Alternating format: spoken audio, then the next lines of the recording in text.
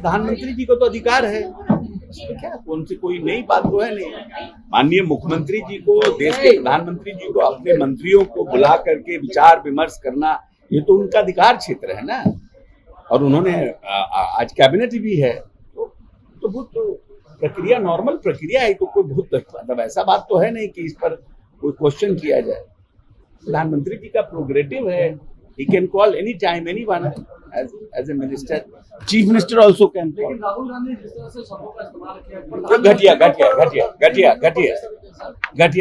घटिया मजाक। देश के प्रधानमंत्री का किसी भी स्तर पर, और खास करके देश के प्रधानमंत्री जब विदेश के दौरे पर हों, तो प्रधानमंत्री के बारे में इस तरह की भाषा का प्रयोग किसी भी राजनीतिक दल के लिए और किसी भी देश के प्रधानमंत्री के लिए उचित नहीं।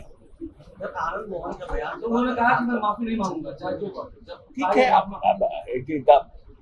भाई आप हम कोई बिहेवियर करते हैं, हम कोई काम करते हैं और हम कहेंगे कि नहीं हम ठीक है, ये तो जनता ने को एक्सेप्ट करना है। तो जनता समझे कि ये सही है कि गलत है। आप माफी नहीं मांगिएगा, तो हम लोग क्या कह रहे हैं, हम लोग ने कहा माफी मांगिए, आप कहें नहीं मांगे, ठीक है ना। The people will India decide कि भाई वो सही कर रहे हैं कि गलत कर रहे हैं। उन्होंने ये भी कहा कि नेतृत्व नहीं करे, नौटंकी है, नौटंकी भाषा ठीक नहीं है। हम राजनीतिक दल देखिए, हिंदी के शब्दकोश में मैं बार बार कहता हूं, इतनी शब्दावली है जिसमें अपने घोर से घोर विरोधी के लिए कड़े से कड़े शब्दों का आप प्रयोग कर सकते हैं, लेकिन जिस भाषा का प्रयोग आपके खुद के लिए अच्छा नहीं है, दूसरों के लिए उपयोग नहीं करना चाहिए, खास करके राजनीतिक और सार्वजनिक जीवन। लेकिन सर ये कहा जा रहा है कि देश में एक बड़ा संकट आ रहा है, लोग आर्थिक संकट आएगा देश पर, राहुल गांधी कह रहे थे अभी लोग रोएंगे। नहीं, हमारे देश के प्रधानमंत्री जी ने कहा कि आर्थिक संकट आ रहा है, हमारे देश के वित्त मंत्री ने कहा आर्थिक संकट आ रहा है, हमारे आरबीआई के गवर्नर ने कहा कि आर्थिक संकट आ रहा है, हमारे भारत के किसी आर्थिक जो जानकार हैं उन्होंने ऐसा कहा कि आर्थिक संकट आने वाला है। परिस्थितियां बदली हैं, क्योंकि ये सब लोग जानते हैं कि जब से हमारा ये वॉर शुरू हुआ है, मिडिल ईस्ट वॉर में, हमें कच्चे तेल की जो सप्लाई है उसमें हमें परेशानी हो रही है।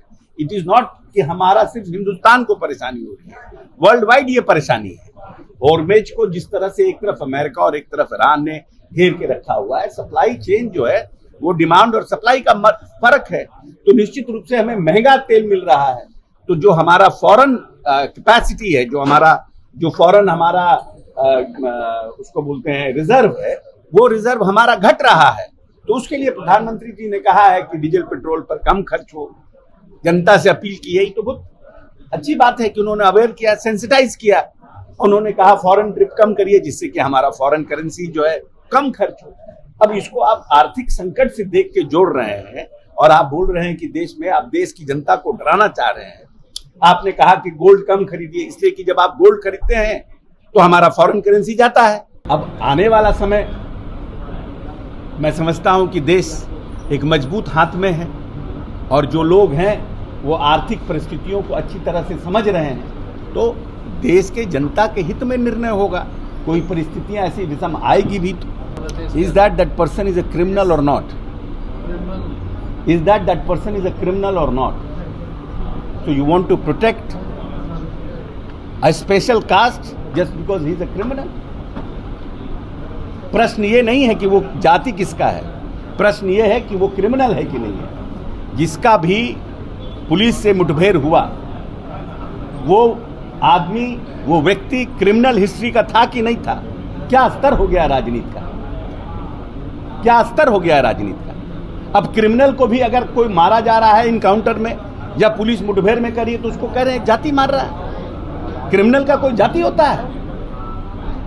क्रिमिनल का तो सबसे बड़ा जाति क्रिमिनल होता है।